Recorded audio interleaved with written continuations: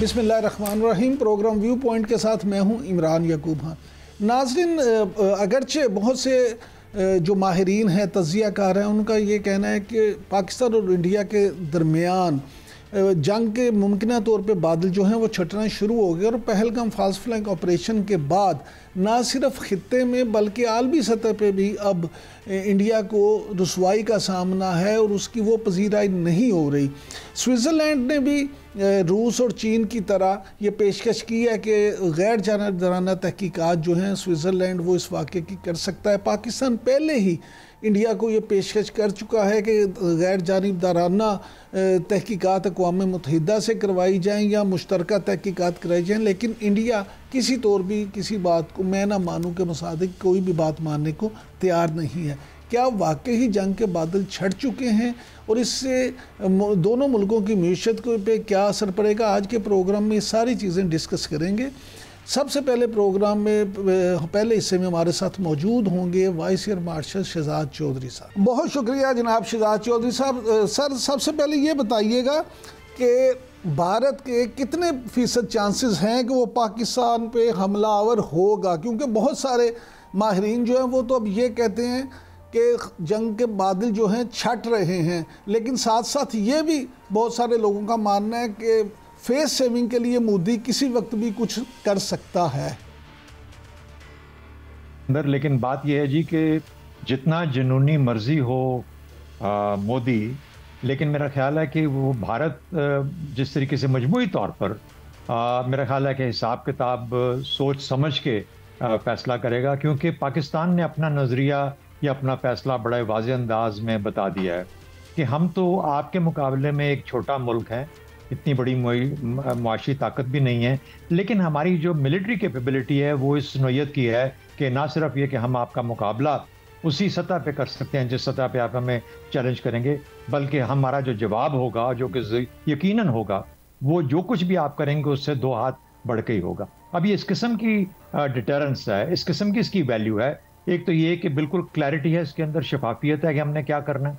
दूसरा ये है कि हमारे तमाम प्लान तैयार हैं, उनको इस चीज़ का भी पता है कि हर चीज़ हर मुकम्मल तौर पर हर लेवल के ऊपर हमारे प्लान तैयार हैं। और तीसरा ये कि हमारा कौमी ये रिजॉल्व है कि भाई अगर भारत कोई छेड़छाड़ करेगा, क्योंकि हमें यकीन है कि भारत ने ये जो फॉल्स फ्लैग किया है इसके अंदर किसी किस्म की कोई हकीकत नहीं है, और खाम खा का इल्ज़ाम हम पे धर पे हम हमारे ऊपर धर के हमारा भारत हम पे कोई किसी किस्म का तसल्लुत कायम करना चाहता है अपनी सोच का, अपनी समझ का, अपनी हैसियत का, तो वो पाकिस्तानी 25 करोड़ अवाम जो है ये मानने के लिए तैयार नहीं है। और उन्होंने फैसला कर लिया है कि इस दफ़ा भारत ने अगर कोई हरकत की तो 2019 में तो हमने सस्ता छोड़ दिया था, इस दफ़ा हम छोड़ेंगे भी नहीं और सस्ता भी नहीं छोड़ेंगे, इस दफ़ा बहुत कीमत अदा करनी पड़ेगी। चौधरी साहब, बहुत सारे लोगों का ये मानना है कि इस वक्त पाकिस्तान की जो तैयारियां हैं वो 2019 से भी बेहतर हैं। शायद यही वजह है कि स्टांस भी पहले से ज़्यादा मजबूत भी है और एग्रेसिव भी। क्या वाकई आप भी ऐसा समझते हैं? इमरान साहब, इसका यह है कि 2019 में भी हमारी कमाल की तैयारी थी, ये ऐसा नहीं था। देखिए ये इसमें दहाइयाँ लगती हैं इस तरह की एक फोर्स तैयार करने में जिसकी इतनी कैपेसिटी कैपेबिलिटी हो। अब मैं ख़ास तौर पर अपने तमाम अफवाज का जिक्र कर रहा हूँ, मिलिट्री कैपेसिटी कैपेबिलिटी सख्त जो है हमारी जो कुव्वत है, लेकिन ख़ास तौर पर एयरफोर्स की बात कर रहा हूँ। ये मामलात जो हमने 2019 में हासिल किए, इसका सफ़र असल में 2005 में शुरू हुआ था इस नतीजे तक, इस लेवल तक पहुंचने के लिए, और अभी तो ये बहुत कम था, बहुत छोटा था जो 2019 में हुआ। और इसके अंदर एक तवातर के साथ पाकिस्तान एयरफोर्स की सोच, हमारा तरीका ट्रेनिंग, हमारी सोच का अंदाज, हमारा तकरीबन मुकम्मल सोच का अंदाज बदला, जहां पे हमने कहा कि दिफाई जो हमारा तरीकाकार है अब ये ऑफेंसिव डिफेंस होगा। अब हम अपने इलाके में रह के दिफा नहीं करेंगे, हम दुश्मन को उसके घर जाके सबक दे के आएंगे अगर उसने हाथ उठा। तो ये उस वक्त किस जो हमारी डॉक्ट्रिन है, जो सोच का अंदाजा बदला। फिर उसके बाद हमारे पास जो उस कैपेसिटी कैपेबिलिटी के लिए जो हमें चाहिए थी चीज़ें, वो सफ़र 2005 में बल्कि 2004 में शुरू हुआ। और 2004 के बाद फिर हमने 15 साल गो के उससे जल्दी, बहुत जल्दी, तकरीबन 7-8 साल में जब भी आप कोई नई चीज़ लेते हैं उसको 2-4 साल लग जाते हैं इसके जम होने में, उसके अंदर लोगों को ट्रेन करने में, उसके बाद उनको एक पूरी फौज का हिस्सा बनने में, उसकी फ्यूजन में, इंटीग्रेशन में, ताकि वो एक और एक दो ही ना रहें, वो एक और एक 11 बन के दुश्मन के ऊपर गिरें। तो ये आते आते 5-6 साल 7 साल लग जाते हैं। तो वो हासिल हमने 2019 में जाके किया, मौका दिया भारत ने हमें, हमने अपना आपको साबित किया। और जिससे आपने बहुत से लोगों से सुना है, 2 की बजाय हम उस दिन 7-8 भी गिरा सकते थे, लेकिन 2 पे इक्तफा इसलिए किया कि बात बहुत ज्यादा बढ़ ना जाए।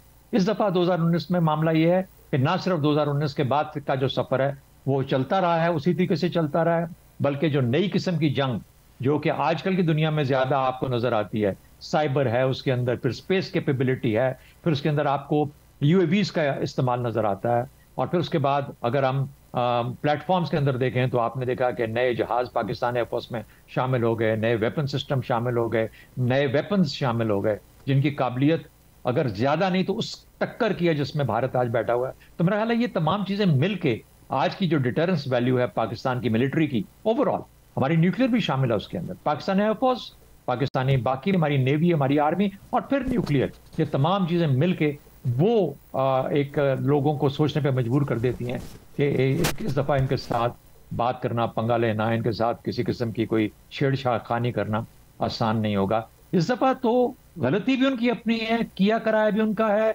मॉरल असेंडेंसी भी पाकिस्तान की है, डिप्लोमेटिक असेंडेंसी भी पाकिस्तान की है, और मिलिट्री असेंडेंसी ना हो तो बराबर की चोट है, और मेरा तो ख्याल है कि असेंडेंसी है। इसलिए बहुत सोच समझ के काम करना पड़ता है, ये इतनी आसानी के साथ ये मामला फैसले नहीं किए जाते। अच्छा सर, ये फरमाइएगा कि भारतीय इंटेलिजेंस एजेंसी और फॉरेंसिक टीम जो है उनके अरकान ने इंकशाफ किया है कि 22 अप्रैल को पहलगाम में जो असला इस्तेमाल हुआ है दहशतगर्दी के वाक़े में, वो अफगानिस्तान से आया।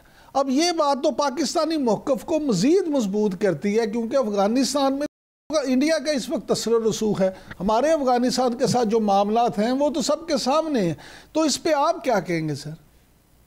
मेरा ख्याल है इसके लिए इंडिया और अमेरिका को आपस में बातचीत करनी चाहिए मिलके, क्योंकि अमेरिका वो असला छोड़ गया वहां पे, अफगानियों ने उसको बेचना शुरू कर दिया, अब पता नहीं कौन कौन खरीदार है उस असले का, हम तो खुद उस असले को भुगत रहे हैं। तो इसलिए वो असला अगर उनके पास आया है और किसी के थ्रू आया है और भारत के पास भी पहुंच गया वो असला, तो भारत किसी और को इसका इल्जाम ना दे, हम तो खुद उस असले के खिलाफ लड़ रहे हैं और अमेरिका से शिकायत कर रहे हैं कि रोको उसको, वो जो गंद छोड़ गए वहां पे। तो मेरा ख्याल है कि इस बात में कोई वजन नहीं है, और अगर है तो ले आए सामने ना, बिल्कुल सामने ले आओ, दुनिया के आगे ले आओ, ताकि एक न्यूट्रल बॉडी के आगे ले आओ, दुनिया को दिखा दो। हम तो ये कह रहे हैं ना कि आने दो, आ जाओ, ले आओ, जो भी तुम्हारे पास है एविडेंस ले आओ। इस दफा मोदी ऐसा फंसा है अपने जाल के अंदर कि उसको निकलने का रास्ता नहीं मिलता। अच्छा सर, बहुत सारे सियासी जो तज्जियाकार हैं या दिफाई तज्जियाकार, उनका ये कहना है कि पहलगाम तो एक बहाना है, असल में सिंध तास मुआहदा निशाना है। तो आप क्या समझते हैं कि क्या इंडिया वाकई ही इस मामले पे कोई छेड़छाड़ कर सकता है? इमरान साहब, मुझे अच्छा नहीं लगता ये कहना, लेकिन जो ही ये हुआ था मामला, तो मेरे ख्याल में मैं उन पहले लोगों में से था जिसने इसका जिक्र किया था, और मैंने ये कहा था कि तवातर के साथ इंडिया की स्ट्रैटेजी को समझिए। जो 2019 में हुआ, उसके बाद क्या हुआ था, फरवरी 2019 में टाकरा हुआ, लड़ाई उस वक्त तो स्कर्मिश हुई थी, अभिनंदन जिसमें पकड़ा गया, उसके बाद उसने इलेक्शन जीता, उसकी बुनियाद पे अभिनंदन वापस गया, उसने उसको हीरो बना दिया, खाम खा का मार खा के आया था, जेल में रहा था, पाकिस्तान का कैदी था, वापस गया, उसका आना उसने एक इवेंट बना के उसको हीरो बना के पेश कर दिया, और उसकी बुनियाद पे अपना सीना ठोंक ठोंक के उसने इलेक्शन जीत लिया। और इलेक्शन जीतने के बाद पहला काम क्या किया, 5 अगस्त 2019 को उसने आर्टिकल 370 खत्म कर दिया। तो ये बड़ी देर से, ये बीजेपी वाले जो हैं इनकी बड़ी देर से, और ये था दूसरा दौर उसका, 2014 को 2019 में जाके उसने सेकेंड टेन्योर अपना जीता था। और ये मामला ये बीजेपी वाले 1960 की दहाई से लेकर चल रहे हैं, आरएसएस, उस वक्त तो बीजेपी नहीं थी, आरएसएस की सोच थी। अच्छा, तो उन्होंने 3 चीजें, उन्होंने कहा अयोध्या, बाद में अयोध्या भी आ गया, पहले आर्टिकल 370 पे बहुत ज्यादा उनको मुसीबत थी कि इसको खत्म कर देना चाहिए हमारे आइन में से, तो वो उसने पहला हिस्सा पूरा किया। अयोध्या भी आपको पता है कि उसने बाबरी मॉस्क को खत्म करके अयोध्या बना दिया। और तीसरा था कि मुस्लिम लॉ जो है उसको खत्म करना और एक यूनिफॉर्म सिविल कोड इस्तेमाल लेके आना। वो मुकम्मल तौर पर अभी तक नहीं कर पाया, लेकिन उसका पहला हिस्सा वक्त बिल की शक्ल में सामने आ गया। और एक अब चीज रह गई थी सिर्फ, और वो थी इंडस वाटर ट्रीटी, कि किस तरीके से मैं इधर भी इसको खत्म करके पाकिस्तान को मुकम्मल तौर पर ज़हनी तौर पर मफलूज कर दूं कि तुम हमारे ज़ेर हो गए हो, क्योंकि तुम्हारे पानी भी अब हम खोलेंगे तो आएंगे। तो इसमें मुझे कोई बिल्कुल भी जरा बराबर नहीं है कि ये खाम खा की कोई चीज नहीं थी, इसके पीछे एक पूरा डिजाइन था, पूरी सोच थी, पूरा तरीका था। अब ये दूसरी बात है कि उल्टा पड़ गया इंडिया को, और पाकिस्तान ने जिस तरीके से स्टांस लिया अपना जवाबी, और हमने एक्ट ऑफ वॉर डिक्लेयर कर दिया, अगर तुम हमारे पानियों को छेड़ोगे तो ये एक्ट ऑफ वॉर होगा और हम उसको जंग के तौर पे लेंगे।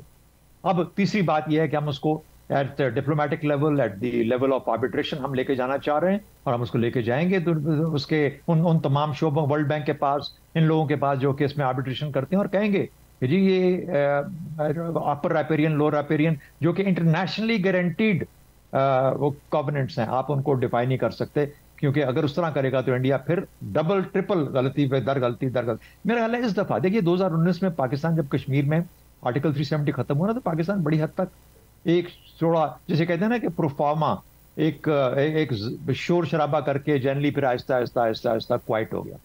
इस दफा मेरा ख्याल है कि क्वाइट होने का कोई चांस है ही नहीं। ना सिर्फ ये कि इंडस वाटर ट्रीटी के ऊपर, बल्कि खुल के सामने आएंगे और अगर जरूरत पड़ेगी तो एक्ट ऑफ वॉर भी है।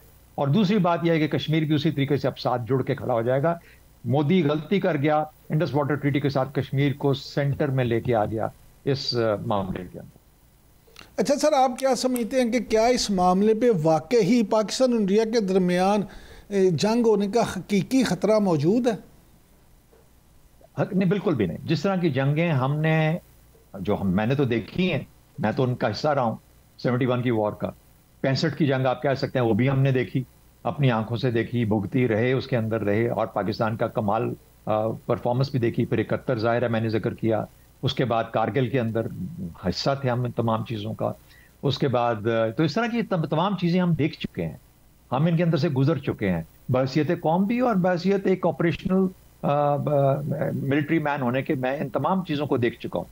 देखिए वो जो जंगें, और कारगिल उसमें शामिल नहीं होती है, लेकिन 65 और 71 वाली जो जंगें थी वो अब उसका चांस नहीं है। जो ही न्यूक्लियर मामला दोनों मुल्कों के अंदर बराबर बराबर आ गए, तो वो जो जगह थी जिस किस्म की जंग की जो कि 71, क्योंकि एक दफा उस जंग में जाओगे तो फिर उसकी कोई कंट्रोल नहीं है उसके ऊपर। हम पाकिस्तान कहते हैं ना कि शुरू तुम करोगे खत्म हम करेंगे, इसका मतलब ये है कि उसके ऊपर कंट्रोल नहीं है और पाकिस्तान फिर हर चीज इस्तेमाल करेगा। कितनी देर तक एक जंग को झेल सकता है, चाहे वो 1 महीने की हो, चाहे 3 हफ्ते की हो, चाहे 4 हफ्ते की हो, नहीं हो सकता।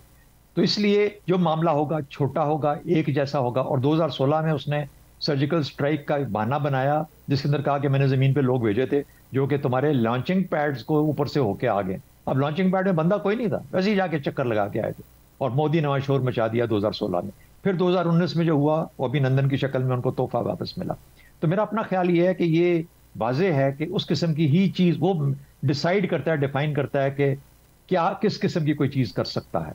बालाकोट जब उसने किया था, तो मेरा ख्याल है वो चीजें होंगी, उस तरह की कोशिश करेगा। लेकिन अभी तक जितने आसार हैं वो ये हैं कि आहिस्ता आहिस्ता झाग बैठती जा रही है और उसको अपना जितना उसके अंदर जो था ना, जो भी जोम था, वो आहिस्ता आहिस्ता अपनी जगह पे वापस सेटल हो रहा है। अच्छा सर, ये फरमाइएगा कि वफाकी वज़ीर दाखिला मोहसिन नकवी साहब खलीजी ममालिक के दौरे पे हैं, हित्ते की मौजूदा सूरत हाल पे आप क्या समझते हैं कि मौजूदा सूरत हाल में पाक भारत कशीदगी कम कराने में खलीजी ममालिक क्या किरदार अदा कर सकते हैं?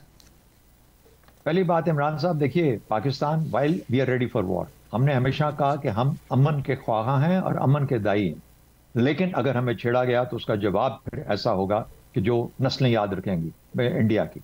अच्छा, तो एक तो ये बात वाज़ेह होगी, लेकिन इसका ये मतलब नहीं है कि बाकी जितनी चीज़ें और हैं हम उनको सर पे नज़र कर दें, जिसके अंदर के डिप्लोमेटिक एक एंगेजमेंट भी बहुत इंपॉर्टेंट है, बहुत। और यही इस दफ़ा डिप्लोमेटिक एंगेजमेंट थी जो कि मुख्तलिफ लेवल्स के ऊपर की गई, जिसमें सफ़ीरों को बुला के, बाकी लोगों से बातचीत करके, फॉरेन मिनिस्टर के साथ उनको एक्सप्लेन करके, प्राइम मिनिस्टर के साथ, at the head of the state, head of the government level, ये जो चीज़ें थी ये बहुत अहम थी अपना पैगाम दुनिया के आगे रखने में और अपना मुकदमा सामने दुनिया के आगे रखने में। उसी का हिस्सा है कि हम जाके अपनी जो फॉलोअप जो होता है बिलियंस ऑफ डॉलर्स की इनटू इंडिया, यानी मैं आपको बताऊं तो 70 अरब का कम से कम एक डिक्लेयर्ड फिगर है जो कि मेरे ख्याल में यूएई ने किया है, और इसी किस्म का एक फिगर है जो कि इंडिया ने किया है, और इंडिया भी यूएई के अंदर इस किस्म की और सऊदी अरेबिया में कर। तो जब ये तल्लुकात कायम हो जाए तो फिर आपके जिसे कहते हैं इंटरडिपेंडेंस क्रिएट हो जाती है, लेवरेजेस क्रिएट हो जाती हैं, उसको लेवरेज करना और अक्ल के नाखून डलवाना।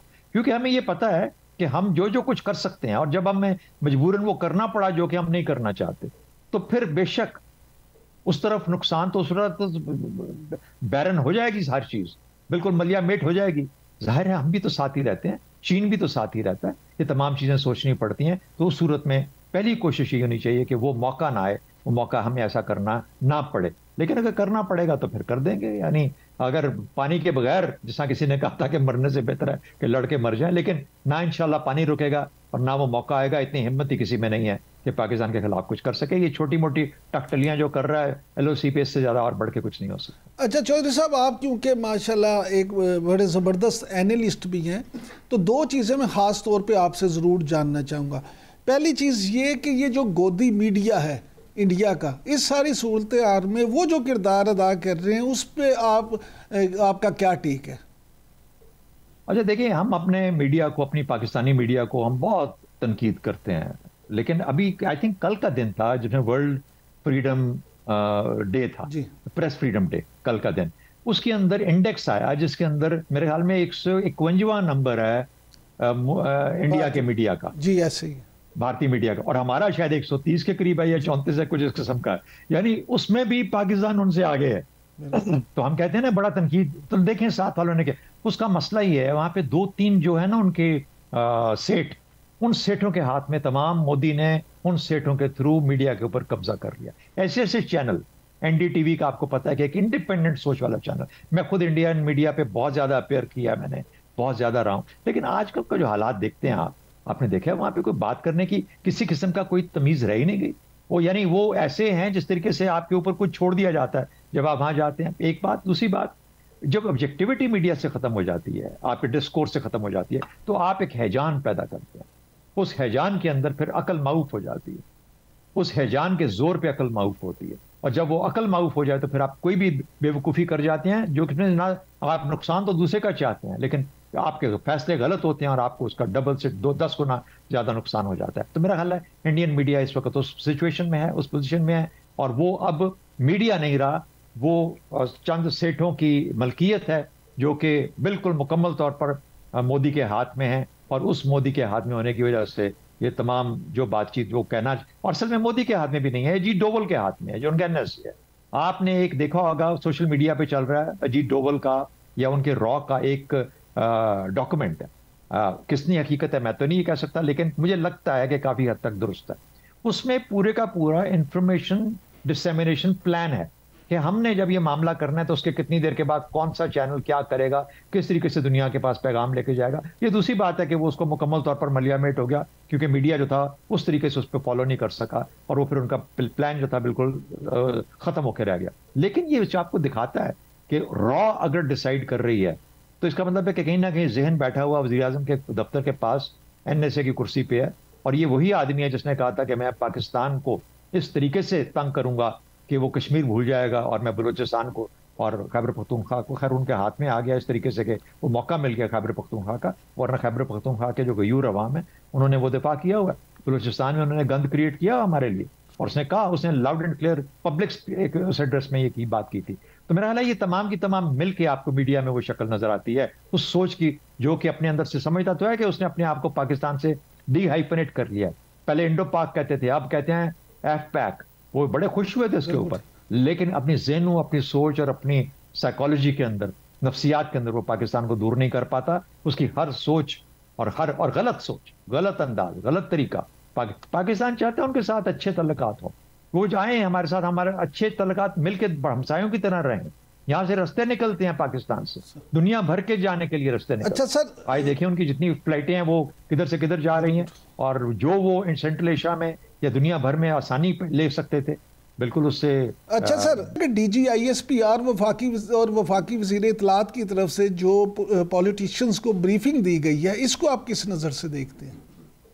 मेरा ख्याल बड़ी अच्छी बात है जिस तरीके से कि ये आज मतलब ये जो एक बाकी लोगों को भी अपने साथ उस लेवल पे लेके आना कि हम पाकिस्तान किस तरह सोच रहा है, इस वक्त एग्जिस्टिंग कंडीशंस क्या हैं, क्या हमारे जो इंटेलिजेंस की जो अंडरस्टैंडिंग है, जो हमारी जो हाइपोथेसिस है, यानी जो बताती है कि अच्छा ये मुमकिन है, उसका किस तरीके से फिर उसके सवालात जवाबात होते हैं, पॉलिटिशियंस पूछना चाहते हैं, और उसमें उम्मीद है कि सारे के सारे पॉलिटिशियंस साथ जाहिर है कि शामिल हैं। तो उसमें वो जब सवाल, तो तमाम पार्टीज का जो नुक्ता नज़र है वो एक तरह से आप समझिए कि ये पहला स्टेप है ऑल पार्टीज कॉन्फ्रेंस की तरफ, जहां पर कि ISPR एक मिलिट्री का नुमाइंदा और हमारा वज़ीर इत्तलात जो बताएगा कि इन दोनों को मिल के बताएंगे कि हमारे मिलिट्री की क्या तैयारी है हमारी डिप्लोमेटिक लेवल पे और सियासी लेवल पे क्या मामलात हैं, और मेरा ख्याल है उससे वो तमाम सवालात जो कि इस वक्त हमारे सियासतदानों के, हमारे लीडर्स के जहनों में होंगे, वो ज़ाहिर है कि एड्रेस हो जाएंगे। और अगर इसके बाद उनको ख्याल पड़ता है कि नहीं, हमें एक ऑल पार्टीज कॉन्फ्रेंस बड़े लेवल पे बुलाने की जरूरत है, तो फिर उसकी तरफ भी जाया जा सकता है। लेकिन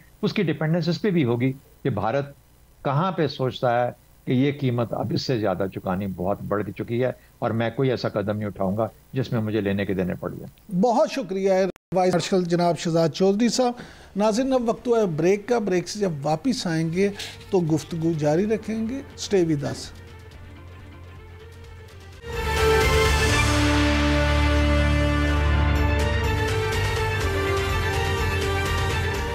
वेलकम बैक। नाज़रीन, सहाफ़ती महाज पे पाकिस्तान जो है इंडिया के साथ कशीदगी बढ़ने के बाद क्या करदगी दिखा रहा है, और तमाम दोस्त ममालिक हों या अमेरिका और दूसरे ममालिक, उनके साथ पाकिस्तान किस तरह से इंगेज है, इस सारे मौजू पे बात करने के लिए आज ख़ास तौर पे प्रोग्राम ने हमने दावत दी है साबिक सफ़ीर और सीनियर सफारतकार जनाब मसूद खान साहब को। Thank you very much Khan साहब, आपने वक्त दिया।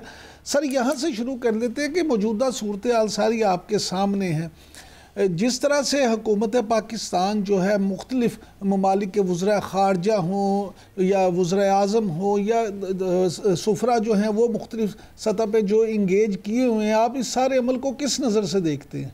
ये बड़ी मुस्बत कोशिशें हैं और वक्त का तकाजा है। हिंदुस्तान ने धमकी दी है कि वो पाकिस्तान के ऊपर हमला करेगा। जाहिरियत का उसने पहले से आगाज़ कर दिया है।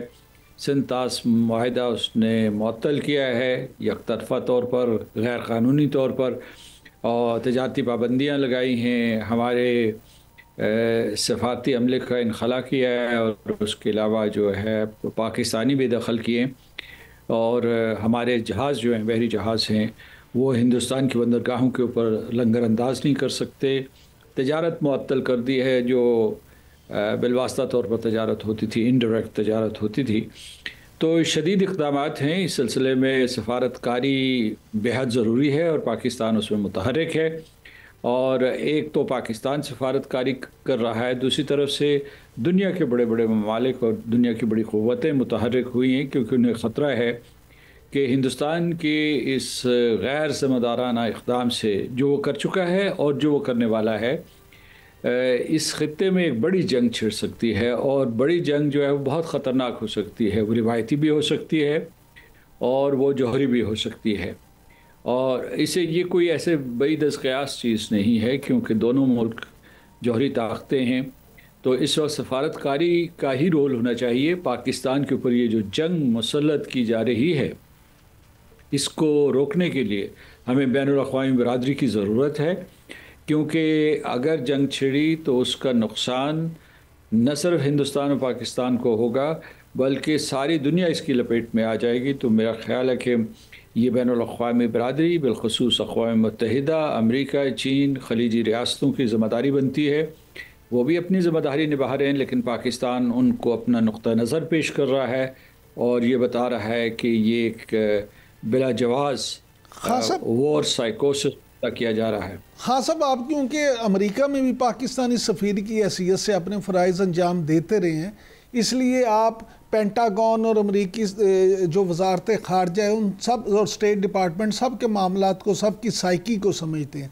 अपने तजर्बे की रोशनी में ये फरमाइएगा कि इस वक्त आप अमेरिका को जो किरदार है, ख़ास तौर पे प्रेसिडेंट ट्रंप के मौजूदा दौर में, उसको किस नज़र से देखते हैं? इस वक्त अमेरिका की 3 तरजीहात हैं।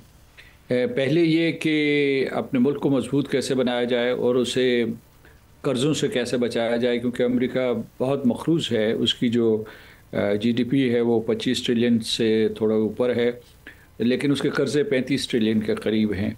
और दूसरे जो है उनकी इंडस्ट्री जो है उसका बेशतर हिस्सा आउटसोर्स्ड है दूसरे मुल्कों में, लातीनी अमेरिका और चीन हो या दूसरे ममालिक। तो वो सनत और हिरफत को वापस अमेरिका में लाना चाहते हैं, और जो कंसर्वेटिव क़ुव्वतें हैं उनकी दोबारा से बालादस्ती कायम करना चाहते हैं। तो एक उनका महाज अंदरूनी है। बैरूनी महाज में उनके चीन के साथ कुछ मामलात हैं जिनको वो तय करना चाहते हैं, और क्योंकि चीन जो है उसके साथ उनकी एक ख़ास किस्म मुखासमत है जो बढ़ती चली जा रही है। और फिर जो है वो मशरक़ वस्ता और यूक्रेन के मामलात को हल करना चाहते हैं, क्योंकि इसका अमेरिका की मईशत के साथ, उसकी सिक्योरिटी के साथ बराह रास्त ताल्लुक़ है।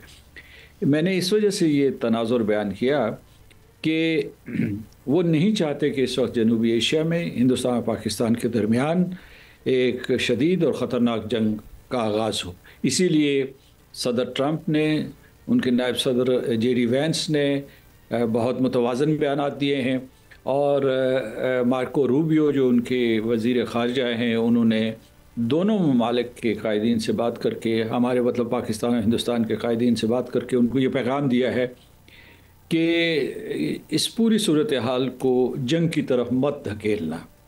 तो मैं ये समझता हूँ कि अमेरिका जो है इस वक्त नहीं चाहता कि जंग हो, क्योंकि उससे अमेरिका के अपने मुल्की और बैनुल-अक़वामी मफादात को धचका लगने का ख़तरा है। अच्छा सर, ये फरमाइएगा कि ईरानी वज़ीर ख़ारजा अब्बास इराक़ची कल पाकिस्तान के दौरे पे तशरीफ़ ला रहे हैं। आप क्या समझते हैं कि मौजूदा पाक भारत तनाव के तनाज़ुर में उनके दौरे की क्या अहमियत है? देखिए, इससे मैं दो हिस्सों में तकसीम करूँगा। एक तो ये है कि ईरान के साथ हमारे रिवायती ताल्लुक़ात हैं, अच्छे ताल्लुक़ात हैं, और ईरान के हिंदुस्तान के साथ भी ताल्लुक़ात हैं। हिंदुस्तान के बहुत से माशी मुफादात ईरान के साथ वाबस्ता हैं, और लिहाजा जो है ईरान भी नहीं चाहता कि हिंदुस्तान और पाकिस्तान के दरमियान जंग हो। दोनों मुल्कों का दोस्त है, उसने यही सलाह दी है, हिंदुस्तान को भी पाकिस्तान को भी दी है। लेकिन इसमें इस बात को मद्देनज़र रखना पड़ेगा, ये दूसरा पहलू है कि खलीजी रियासतें बिलखुसूस सऊदी अरब, कतर और यूएई जो है, उन्होंने भी पैगामात भेजे हैं, वो भी एक फ़ाल किरदार अदा करना चाहते हैं।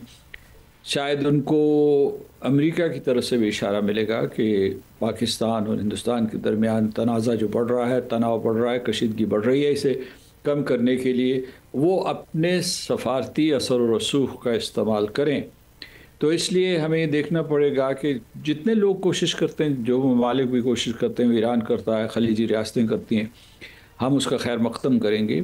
लेकिन ये है कि इसमें भी जो है एक नाजुक तवाज़ुन को बरकरार रखना बेहद ज़रूरी है। अच्छा सर, ये फरमाइएगा कि OIC और यूरोपीय यूनियन के साथ साथ अब तो रूस ने भी ये कहा है कि पाकिस्तान और भारत के माबैन जो कशीदगी है ये तशवीशनाक है और दोनों मुल्कों को मुज़ाकरात के ज़रिए मामले को हल करना चाहिए।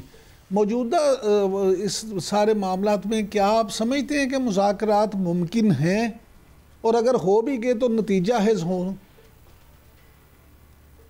देखिए, मुज़ाकरात की दो सूरतें हो सकती हैं। एक सूरत तो ये है कि हिंदुस्तान और पाकिस्तान के दरमियान मुज़ाकरात हों, तो ये मुज़ाकरात जो हैं इनका होना कुछ मुश्किल नज़र आ रहा है। लेकिन अगर कोई खुफिया मुज़ाकरात हों, जिसको ट्रैक 1 हों लेके या ट्रैक 1.5 हों, तो उसका इम्कान है। जब दो मुल्क इस तरीके से आमने सामने हो जाएं, जंग का ख़तरा हो, तो पस पर्दा राब्ते किए जा सकते हैं ताकि सूरत हाल को जंग की तरफ ना जाने दिया जाए। एक सूरत ये। दूसरा ये है कि हमारे रस्मी मुज़ाकरात हों, उसका इम्कान बहुत कम है। जो तीसरी सूरत हाल है कि कोई तीसरी क़ुव्वत या अक़वाम मुत्तहिदा या अमेरिका या खलीजी रियासतें जो है सालसी का किरदार अदा करें और किसी किस्म की कोई शटल डिप्लोमेसी करें, जिसके ज़रिए पाकिस्तान और हिंदुस्तान को न सिर्फ सलाह दें बल्कि एक रास्ता भी तलाश करें और उस पर दोनों ममालिक को आमादा करें कि वो इसके ऊपर इत्तफ़ाक़ करें। चीन ने इस किस्म की सालसी का इजहार बल्कि इसके ऊपर अमल किया था 2008 में। इसी तरीके से कई और कोशिशें हुई हैं। मिसाल के तौर पर 2016 में आपको याद होगा कि जब हिंदुस्तान और पाकिस्तान के दरमियान बहुत बड़ा तनाज़ा हो गया था, तो उस वक्त जो उनके वज़ीर ख़ारजा थे पोम्पियो, ये उनकी अपनी किताब में भी लिखा हुआ है, उनको रात के वक्त जगाया गया था कि एक जौहरी जंग छिड़ने का ख़तरा है, तो वो उसमें अपना किरदार अदा करें। उन्होंने किरदार अदा किया था और दोनों ममालिक को समझाया था और बिलख़ुसूस हिंदुस्तान को समझाया था। तो इस किस्म की कोशिशें बराबर होती हैं और इस किस्म की कोशिशों का ये वक्त है ताकि ये वक्त हाथ से ना निकल जाए और ऐसी जंग हो जो जंग शुरू हो जाए जो हिंदुस्तान, पाकिस्तान और सारी दुनिया के लिए सख्त नुकसानदेह हो। अच्छा सर, स्विट्ज़रलैंड ने पहलगाम वाक़या पर गैर जानिबदाराना तहकीकात में ताउन की पेशकश की है। पाकिस्तान पहले ही मुश्तरका तहकीकात और अक़वाम मुत्तहिदा का कमीशन कायम करने की पेशकश भी कर चुका है। भारत की जानिब से कोई भी इस तरह की पेशकश कबूल ना करने की बुनियादी वजह आपको क्या नज़र आती है? बुनियादी तौर पर भारत का गुरूर, रऊनत और उसका जो है एक ख़ास किस्म का सफारतकारी के ऊपर यकीन न रखना, भारत का जो इस वक्त स्ट्रेटिजिक नज़रिया है अपने बारे में वो ये है कि वो बैनुल-अक़वामी क़ानून से बालातर है और जनूबी एशिया के ख़ित्ते में सिर्फ़ उसकी बात माननी चाहिए, सिर्फ़ उसकी रिट चलनी चाहिए। ये मैंने उनके जहन का आपको एक अक्स दिया है, एक छवि दी है कि वो ये उसकी बुनियादी वजह ये है। आप देखें इस वक्त जो सफारतकारी है उसके लिए सारी दुनिया कह रही है, अमेरिका ने कहा है और चीन ने कहा है, तुर्की ने कहा है, दूसरे ममालिक, पाकिस्तान के दोस्त ममालिक, रूस का आपने ज़िक्र किया। इसकी राह में, इस सफारतकारी की राह में सबसे बड़ी रुकावट हिंदुस्तान है। ना वो दो तरफ़ा सफारतकारी के लिए तैयार है, ना वो कसीरुल मुल्की सफारतकारी के लिए तैयार है, ना वो थर्ड पार्टी मीडिएशन के लिए तैयार है, ना वो आर्बिट्रेशन के लिए, ना वो एडजुडिकेशन के लिए तैयार है। तो बुनियादी वजह हिंदुस्तान की हठधर्मी है। भारत का अगर मौजूदा सिनेरियो देखें तो पाकिस्तान के खिलाफ साजिश में नाकामी पर भारत ने अपना IMF डायरेक्टर फारिग कर दिया। उससे पहले पहलगाम वाक़या पर राह की खुफिया दस्तावेज़ात सामने आने पर भारत का जो DG था उनका इंटेलिजेंस एजेंसी का, उसको फारिग कर दिया, बल्कि काला पानी भिजवा दिया। फिर यह भी खबर आई कि भारतीय राफेल तैयारों की LOC पर नाकाम पेट्रोलिंग पर उनके भारतीय फ़ज़ाइया के नायब को फारिग कर दिया। तो ये बौखलाहट जो है मोदी सरकार की, ये सब के सामने है। क्या आपको क्या नज़र आता है सर? ये आप इसे बौखलाहट भी कह सकते हैं, लेकिन असल में वो जो उन्होंने ब्रीफ किसी को दिया है या जिस किस्म में जो काम लगाया है उनमें से बहुत सी चीज़ें नामुमकिन हैं।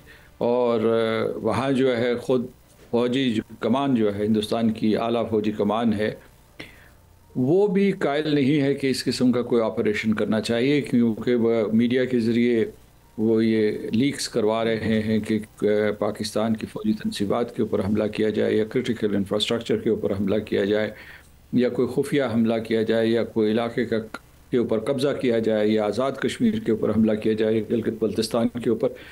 तो ये या IMF में ये पैगाम भिजवाया कि पाकिस्तान के साथ जो मामनत चल रही है उससे रोका जाए। बहुत शुक्रिया मसूद खान साहब, आपने वक्त दिया, आपने मसूद खान साहब की गुफ्तगू सुनी। अब वक्त ब्रेक का, ब्रेक से जब वापस आएंगे तो हारून शरीफ माहिर मौशियात हमारे साथ मौजूद होंगे। Stay with us.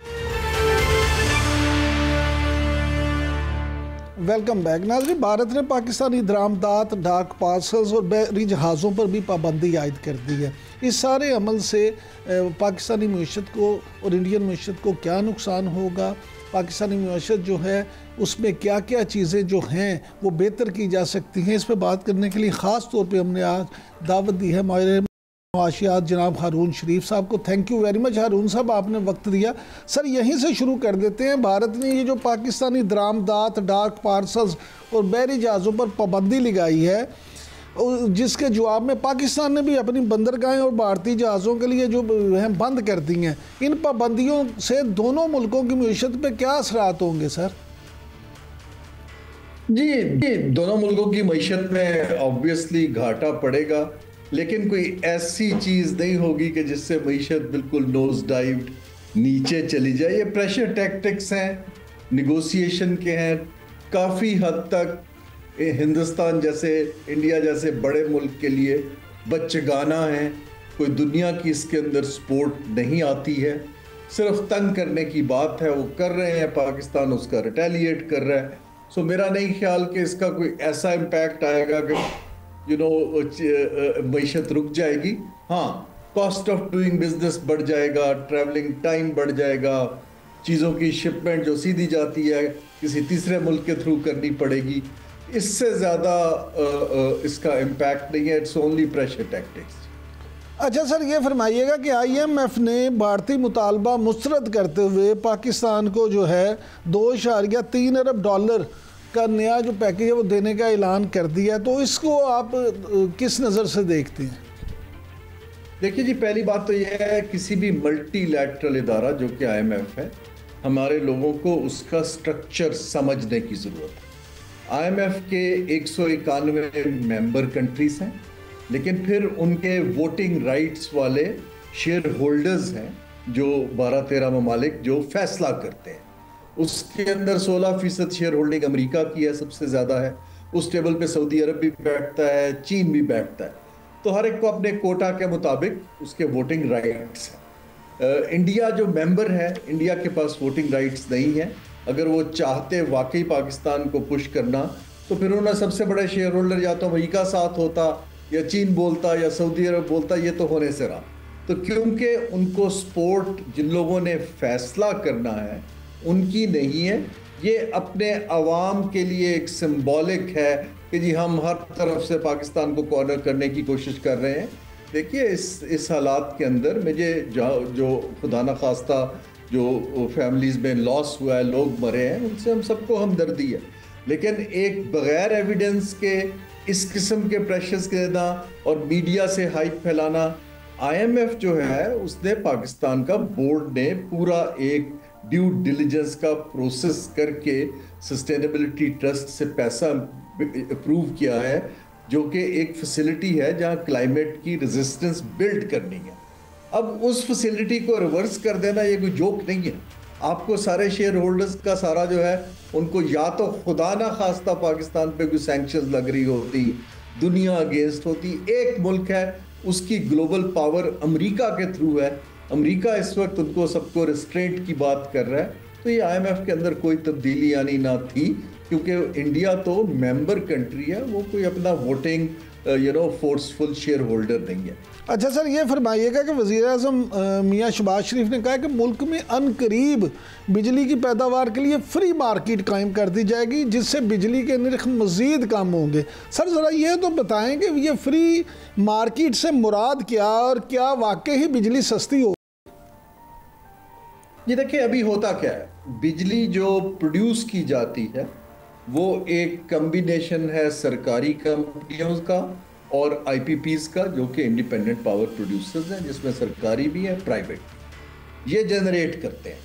फिर उसकी जो डिस्ट्रीब्यूशन कंपनीज हैं वो अभी तक सब KESC छोड़ के, एक दो छोड़ के सरकार के कब्जे में, जिसको हम डिस्कोस कहते हैं। सो डिस्ट्रीब्यूशन कंपनियों का काम है बिजली को बेचना और बिजली की तरसील को आपने प्रेडिक्टेबल बनाना। बहुत से ममालिक में इंक्लूडिंग इंडिया, उन्होंने डिस्ट्रीब्यूशन का कारोबार प्राइवेट सेक्टर को दे दिया है, ताकि वो मार्केट के अंदर वो जब अगर 10 प्रोड्यूसर्स हैं, वो देखें कहाँ इस वक्त बिजली सरप्लस है, कहाँ सस्ती है, और वो अपना रेट ऑफर करें दुनिया को। इंग्लैंड में भी ऐसे ही होता है, यूरोप में भी ऐसे ही होता है कि कंपटीशन होता है मुख्तलिफ कंपनियों का, और क्लाइंट के पास चॉइस होती है कि वो 6 माह के लिए बिजली एक डिस्ट्रीब्यूशन कंपनी से खरीद ले, मार्केटिंग कंपनी से। जैसे आपकी ऑयल मार्केटिंग कंपनी है, आप डिफरेंट पेट्रोल पंप्स देखते हैं, तेल पीछे से आता है, वो आगे डिस्ट्रीब्यूट करते हैं। अब ये, क्योंकि ये दुनिया ने ये काम 20-22 साल पहले करना शुरू किया था, अब पाकिस्तान को समझ आ रहा है कि सरकार के पास ना सलाहियत है, ना उनको कंपनियों की मैनेजमेंट जो है समझ है। तो अब वो कोशिश कर रहे हैं, वो कैसे करेंगे, या तो डिस्कोस को प्राइवेटाइज करेंगे या मार्केट से बिड्स मांगेंगे कि जी नई कंपनियां बन जाएं डिस्ट्रीब्यूशन की, जो ये आगे डिस्ट्रीब्यूट कर सके। अगर ये कर पाते हैं प्रोफेशनली तो ये एक अच्छा इकदाम है। लेकिन ये अगर सिर्फ हुकूमत के अंदर ही बातचीत चल रही है और हुकूमत के लोगों ने ही करना है प्रोफेशनल्स की बजाय, फिर मुझे इसके ऊपर कुछ तहफ़्फ़ुज़ात। अच्छा सर, सस्ती बिजली की फराहमी के लिए पाकिस्तान ने नए 10 साला मंसूबे का भी जो है वो प्रोग्राम बनाया है, उसकी तफसीलात भी सामने आई हैं। आप इसको किस नज़र से देखते हैं? क्या वाकई ही इससे आम सारिफ को फ़ायदा होगा? देखिए, हुकूमत के पास जो प्लान्स होते हैं जी, 10 साल तो हुकूमत का तो अगले 2 साल अपना नहीं पता होता। हुकूमत को ये चाहिए कि अगर वाकई, मैंने प्लान का अखबार में पढ़ा, देखा नहीं है क्योंकि ये कोई वाइडली इस पे डिबेट या कंसल्टेशन नहीं की गई। As an economist I can say कि बिजली का जो इनपुट है, क्योंकि ना तो उसके अंदर तसलसल है, ना प्रेडिक्टेबिलिटी है, ना ही उसकी प्राइस ऐसी है कि कॉस्ट ऑफ डूइंग बिजनेस में पाकिस्तान कंपेटिटिव हो सके। अभी मैं कतर से आया हूं कल ही, वहां पर तो ऐसी फरावानी है कि उनकी बिजली तकरीबन मुफ्त है इंडस्ट्री को। सो हमें ये देखना है कि ये जो प्लान है ये कंज्यूमर को कैसे फोकस कर रहा है, इंडस्ट्रीज को कैसे फोकस कर रहा है, और ऑल्टरनेट एनर्जी की तरफ ट्रांजिशन कैसे कर रहा है कि महंगे तेल से बिजली ना बने, सस्ती चीज से बनेगी तो सस्ती होगी ना जी। बाकी चोरी रोकते हैं, काम करते हैं। तो ये प्लान अगर कोई बनाया है और उसमें एक्सपर्ट इनपुट है तो अच्छी बात है। मुझे अभी तक कोई कंसल्टेशन नहीं दिखाई दी। हुकूमत को चाहिए इस प्लान को पब्लिक करे, दुनिया के सामने रखे, मैं और आप प्लान को पढ़ के उसकी डिटेल पे बात करें और उनको फीडबैक दें और उसके अंदर वो तस्हीह करें।